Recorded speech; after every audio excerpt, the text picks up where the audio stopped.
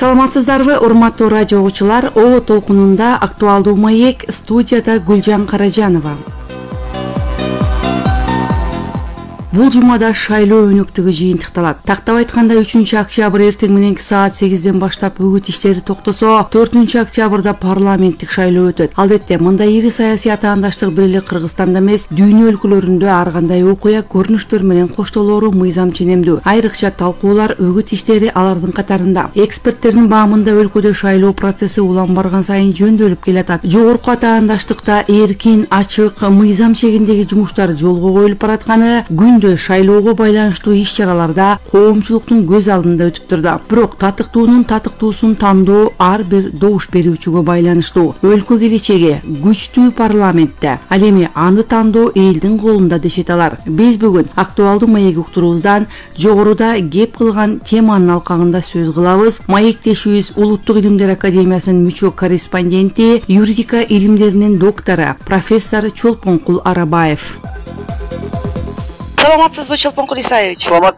Шайлоо өнөктүгү дагы мынтип жыйынтыкталып барат. Иш-чара ушундай даярдыкта, катуу атаандаштыкта өтүп жатканы да айтылууда. Сиздин баамыңызда өнөктүк кандай өтүп жатат? Көңүлүңүздү бурган эмнелер болду? Албетте, Кыргызстандын жакындагы келечеги ушул шайлоодо аныкталыш керек деген элдин, шайлоочулардын үмүтү абдан чоң. Шайлоо эмес, кыштырмалуу мурункуга караганда көпчүлүк ушу жаштар катышкан жандуура бир үгүт иштери жүргөн шайлоо менен айырмаланып атат деп айтсак болот.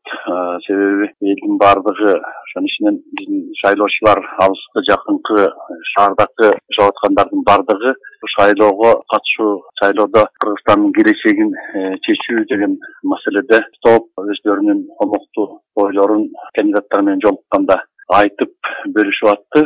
Ал эми шайлоого бара турган кандидаттардын дебаттарында болсо салыштырмалуу бир топ айырмачылыктар болду. Мени кубандырганы ошол биздин конституциядагы атайын норма бар, ушул 21 жаштан жогорку кеңештин депутаттыгына мүмкүнчүлүгү бар деген боюнча бир топ ошонун ичинен чет өлкөдө билим алып, билимдүү болуп келаткан, 4-5 тилде сүйлөгөн, IT технологиянын тилин дагы жакшы билген жаштардын келатканы бул келечектеги бир жаңы өкмөттүн курулушу, жакшы бир жогорку кеңештин келиши мен үчүн бир жакшы ойлорду алып келип атат. Анан эми элибиз бир жакшы тандаш керек да. Бүгүнкү күндө мынакей жогорку кеңеште келаткан мурунку партияларга баасын бериш керек.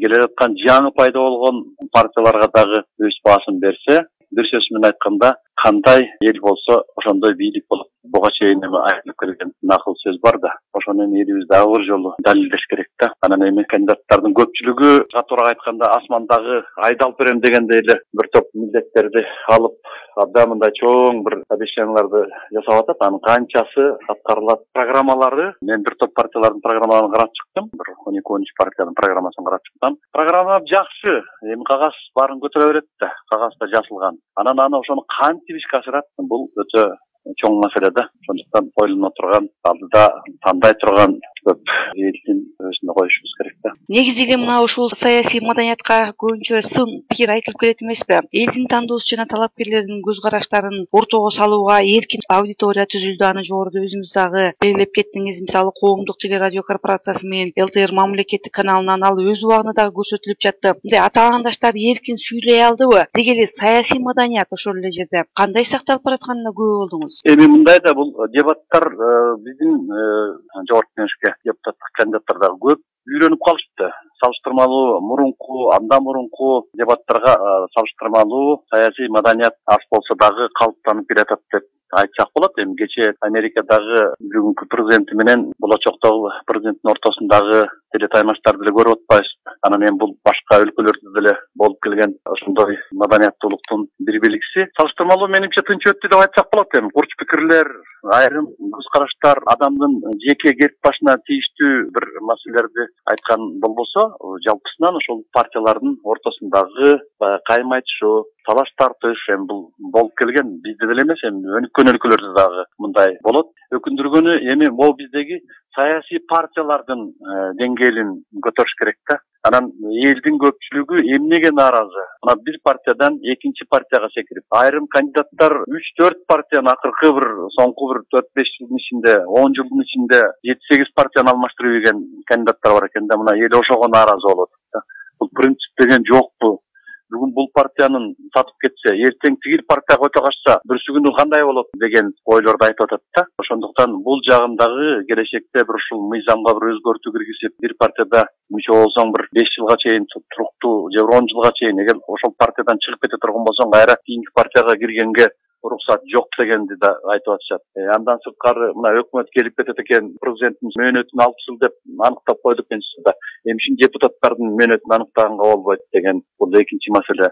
Анан үчүнчү дагы бир маселе, эми үчүн жогорку кеңештин депутаттары бүгүнкү күндө ошонун бир 120 ичинен бир 80 депутаты баратат деп эл ичинде массалык маалымат каражаттарында айтып атат. Ошолор өзлөрүнүн кызматтарын тапшырбай туруп, айлык алып атып, анан кайра жогорку кеңешке кандидаттыкка барып атат. Бул дагы баягы теңсиздикти жаратып атат башка кандидаттардын арасында деген болуп атат. Анан үчүнчү дагы бир чоң маселе, элдин арасындагы баягы бир топ түйшүктү туудурган, суроолорду туудурган маселе бир мамлекеттик кызматкерлердин, ошонун ичинде жогорку саясий кызматты ээлеген айрым адамдардын бүгүнкү күндө кызматына утурундук арыз жазып коюп, баарын таштап анан шайлоого кетип калгандыгы, бул сөзсүз түрдө баягы административдик ресурсту пайдаланып атат деген дагы пикирлер бар да. Муну дагы келечегинде ойлонуп, тиешелүү закондорго дагы сөзсүз түрдө мыйзамдарга өзгөртүү кошумча киргизип, элдин пикирин сөзсүз түрдө эске алыш керек да. Антпесе болбойт, себеби бүгүнкү оор кырдаалда пандемиянын экинчи толкуну келе атат деп аткан учурда ошол тиешелүү, ошонун ичинен вице-премьер, айрым министрлер кээ бир учурларда өзү кандидат болуп барбаса дагы бүгүнкү күндө эмгек өргүсүн алып алып, региондордо барып элдин арасында тийиштүү партияны, тийиштүү кандидаттарды колдоп бергиле деп жүргөн дагы мамлекеттик кызматкерлер бар экени бүгүнкү күндө жазылып айтылып атат. Мына ушунун укуктук жагына токтолсоңуз агай. Эми укуктук жагы буга чейин мыйзам кабыл алынып, эми мындай да, мыйзам баягы мамлекеттеги коомдогу пайда болгон мамилени укуктук жактан жөнгө салыш керек да. Ошондуктан эми мынакей улам бир көйгөй чыгып атпайбы? Мына келечекте ушул көйгөйлөрдү кантип чечиш керек? Канткенде татыктуу депутаттарды алып келиш керек деп, анан ушул шайлоого байланышкан баардык мыйзамдарды, ошонун ичинен келечекте керек болсо баш мыйзамды дагы оңдойбуз деп айтып атышпайбы? Ошондуктан бул жагынан келгенде бүгүн эми баягы өзүбүздүн деңгээлде тийиштүү бүгүнкү талапка жооп бере турган шайлоо мыйзамы бар. Ошонун ичинде Центр избирком дагы бул жагынан мүмкүн болушунча өзлөрүнүн колунан келишинче татыктуу иштерди алып барып атат деп айтсак болот. Бирок ошого карабай эле элдин арасында кээ бир учурларда айрым түшүнбөстүктөр болуп калып атпайбы? Ошол учурларда баягы оперативдүү информация берип, элге түшүндүрүү иштерин көбүрөөк жасаш керек да. Сөзсүз түрдө шайлоонун учурунда эмес, эми буга чейин дагы биз бир татыктуу бир укуктук саясат болуш керек деп айтам да. Бирдиктүү бир укуктук саясат. Ошонун ичинде шайлоо боюнча мыкты бир укуктук саясат болуп, укуктук саясаттын негизи барып тиги элдин түпкүрүндөгү өзөгүнө, ошонун ичиндеги биздин айыл жериндеги элдерге чейин жеткизе болуш керек да. Анан түйшүктү жараткан добуш сатуу маселеси болуп атпайбы? Добуш сатып атат, добушту сатып алып атат дегендердин баары бүгүнкү күндө кылмыш жоопкерчилигине тартылат деп бул жагынан дагы биздин башкы прокуратура мүмкүн болушунча таап жоопко тартканга аракет жасап атат. Бул жагынан да маалымат таркап атпайбы? Ошондуктан элдер жакшыраак ойлонуш керек да. Ошол бүгүнкү саткан 2000 сомдук добушу деги эле укуктук жагынан алганда адамдын өздүгүнө тиешелүү болгон укук. Эч качан добуш сатылбаш керек. Добуш ар намыс абийир менен тетет да. Ошондуктан ар намысын саткан адам бүгүнкү күндө баардыгын сатып ийгенге, керек болсо эне атасын сатып ийгенге даяр дегендей идеяны, ойду айтыш керек да. Күчтүү мамлекетте ушул тараптан идеология болуш керек да. Ошол идеология канчалык күчтүү болсо, мамлекет ошол күчтүү мамлекет болот да. Анан ошого тете мыйзамдар кабыл алыныш. Анан эми Кудай буйрса жаңы жогорку кеңеш келсе, алдыда айта турган юристтердин дагы жакшы ой пикирлери бар. Мына бул жердеги кемчиликтердин баарын кантип жоюш керек деп. Маселен, мен бир 20-25 жакшы ойлорду топтоп койдум. Келечегинде тийиштүү мыйзамдарга өзгөртүү токтоолорду киргизип, керек болсо болсо кийинки муунга талапка жооп бере тургандай жаңы мыйзамдар кабыл алыныш керек. Өзүңүздүн дагы сунуштарыңыздын айрымдары менен бөлүшө кетсеңиздер, негизги басымды сиз кайсыларга жасадыңыз агай ушул жерде? Кайсы мыйзамдарда мисалы үчүн кандай мүмкүнчүлүктөр бар? Негизги эң эле жүрөктү өткөн көйгөйлүү маселе мына бир акыркы соңку 10 жыл 15 жылдын ичинде добуш сатып атат, сатылып алынып атат деген эле имиш. Анан аны жанында туруп кармап албагандан кийин ким кандай сатып атат, кайсы убакытта сатып атат, канча сатып атат дегенди баардыгын жоюш керек да. Ушул маселени номер 1 маселе кылып, келерки шайлоодо аманчылык болсо президент шайлоосу болот, жергиликтүү кеңештерге шайлоолор болот. Ошол учурда эч бир кынтыксыз кылгыдай кылып мыйзамды жакшылап токуш керек. Чоң көйгөйлүү маселе да. Султанкул Исаевич, мына өзүңүз да жогоруда белгилеп кеттиңиз, ар бир шайлоодо бир эле бул Кыргызстанда эмес, дүйнөнүн көптөгөн өлкөлөрүндө байкалган көрүнүш бул үгүт иштериндеги ар кандай окуялар, бир олуттуу көрүнүштөр болуп жаткандыгы да. Үгүт иштерине дагы бир дагы талапкер партияларга эч кандай тоскоолдуктар болбошу зарылдыгын өлкө башчы күч органдарынан дагы талап кылганы маалым. Анын алкагында тиешелүү күч түзүмдөр укук бузууларды каттап, коомчулукту дагы кабардар кылып турду. Эл менен жолугушуу учурларын партия өкүлдөрү өздөрү дагы социалдык тармактарда жарыялап келишет. Андан эмнелерди баамдай алдыңыз же өзүңүз дагы атаандаштардын үгүт иштерин көрдүңүзбү?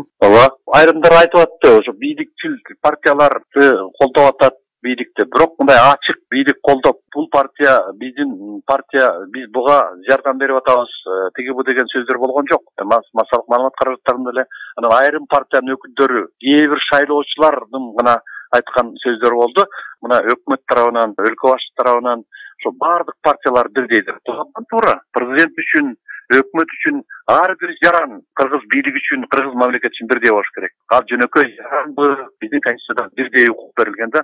Ошондуктан менин жеке пикиримде ошол шайлоону өткөрүүдөгү болгон мыйзамда каралган жагдайлардын бардыгына бардык партиялар үчүн бирдей эле шарт түзүлдү деп. Ошонун ичинде мынакей мамлекеттик телеканалдар болгон эл менен КТРде менимче ачык айкын бардык ошол тиешелүү партиялардын мен деген лидерлери баягы алдыңкы 10 сапта, алдыңкы 20 сапта жүргөндөрдүн бардыгы өзүлөрүнүн ой пикирлерин ачык айкын, айрым учурларда кээ бир партиялардын буга чейинки бийликте жүргөн партиялардын жогорку кеңештин фракциялары болуп жаткан партиялардын өкүлдөрүнө дагы бир топ сын пикирлер айтылбадыбы? Мына мунун өзү биздин Кыргызстандагы ачык айкындуулук, массалык маалымат каражаттарында ачык айкындуулук, ошонун ичиндеги элдин баягы сөзгө болгон эркиндиги дагы байкасак болот. Ошондой болсо дагы кээ бир учурларда, дебаттарда маданияттуулуктун айрым чектен чыгып кеткен учурлары, жеке келип башына, ар намысына,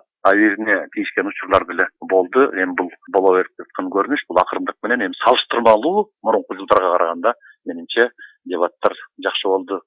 Кээ бир дебаттар баягы адамдардын көңүлүнө тойбогон, баягы эле жалпы сөздөр менен болсо, кээ бир учурларда абдан кызыктуу, мындай буга чейин элге белгисиз болгон айрым бир учурларды ачык айкындап, сиздерде мындай болбоду беле, буга чейин ошол бийликтин өкүлү болуп турганда жогорку кеңеште сиздер эмне үчүн мындайды айткан жоксуздар? Эмне үчүн сиздер кечээ күнү тигилип бүгүн бул партияга секирип кеттиңер? Мунун өзү чыккынчылык, саткынчылык эмеспи дегенге чейин айтылган пикирлер болду да.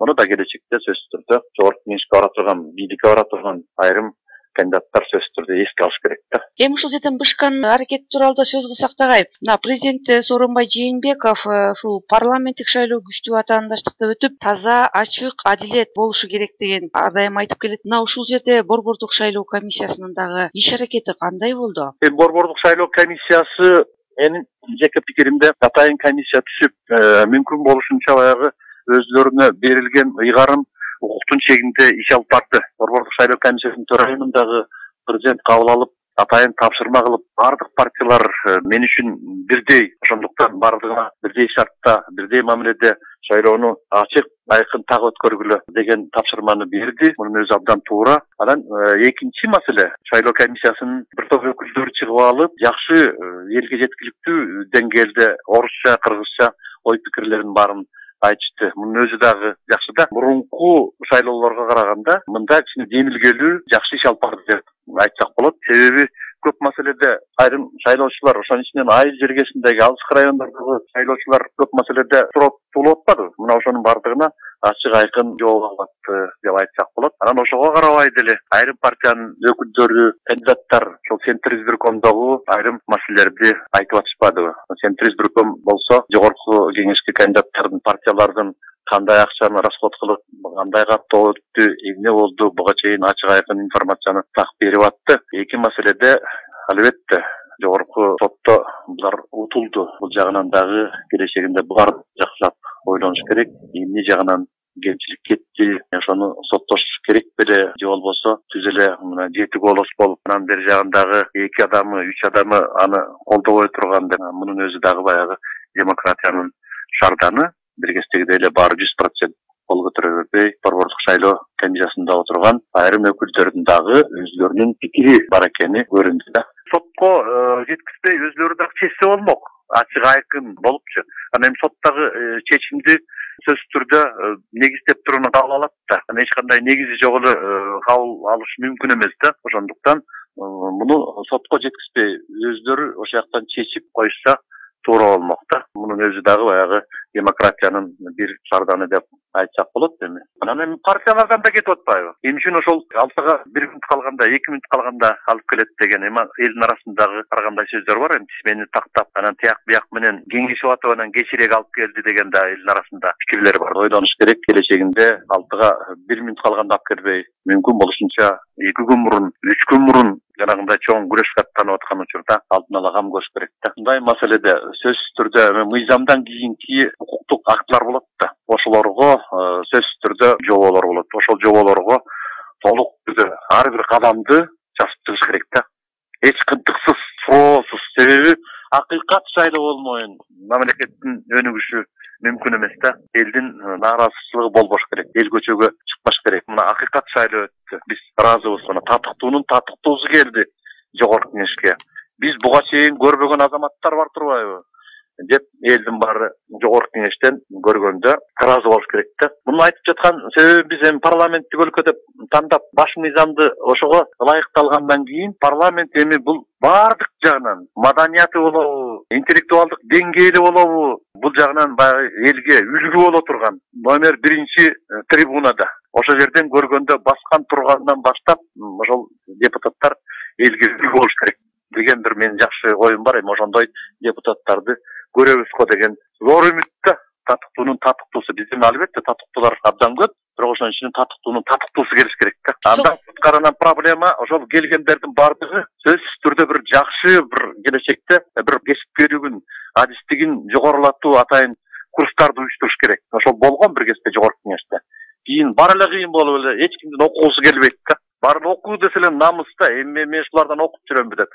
Себеби парламенттин табияты ушундай да. Мыйзам керек. 3 эле милдет бар парламенттечи. Мыйзамдын долбоорун жазыш керек. Өкмөт жазып келген мыйзамды кабыл керек. Анан аны контролдош керек.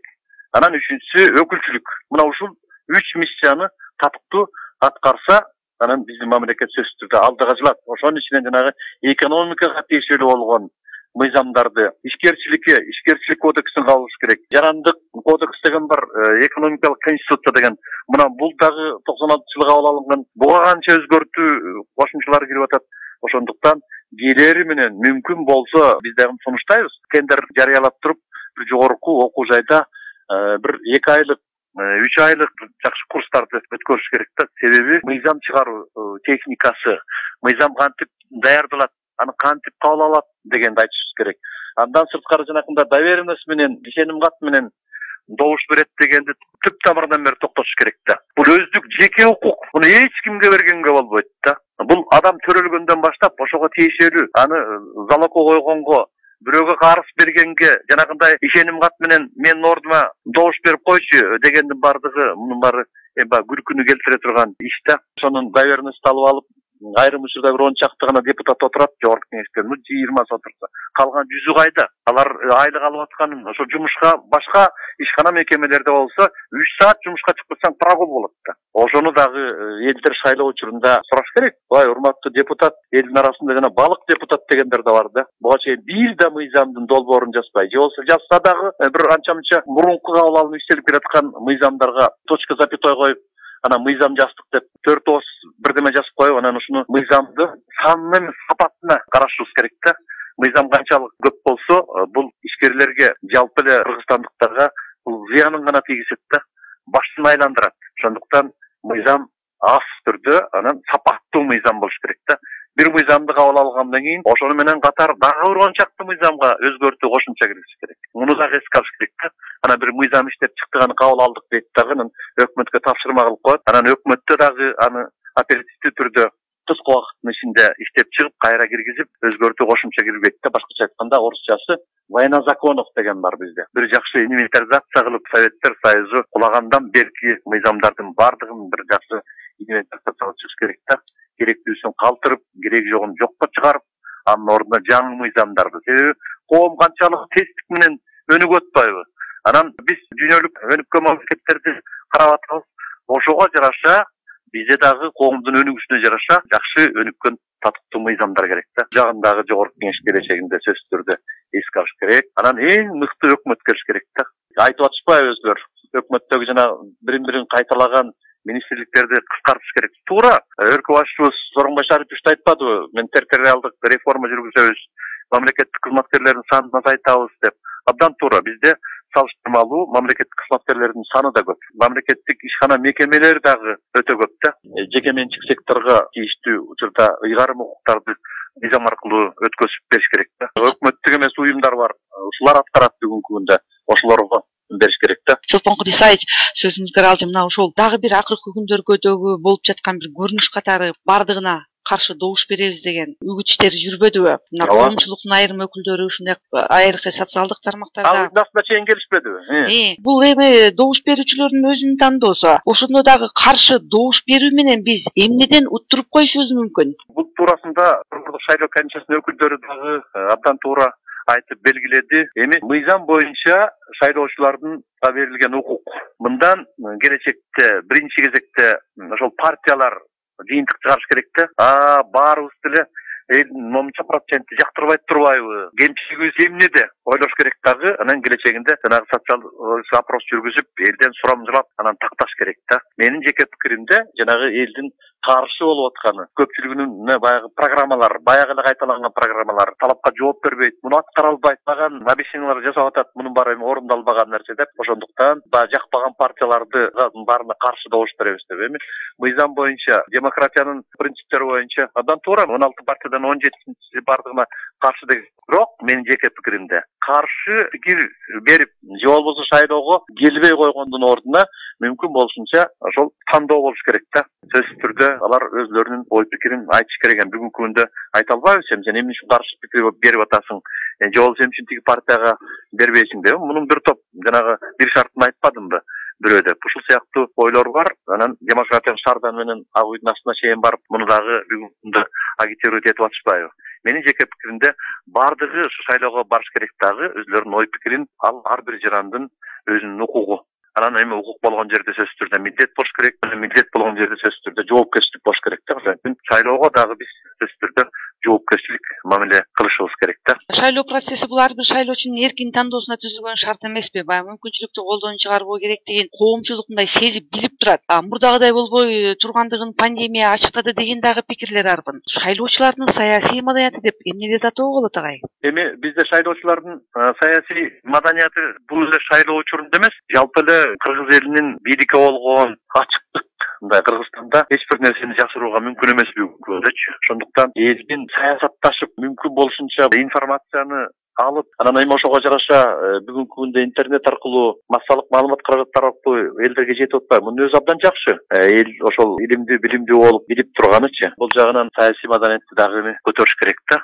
Саясий маданиятты калыптандыруу үчүн биринчи кезектеги эң чоң милдет ошол партияларга жүктөш керек да. Дебат учурунда дагы, талкуу учурунда дагы айтышпадыбы?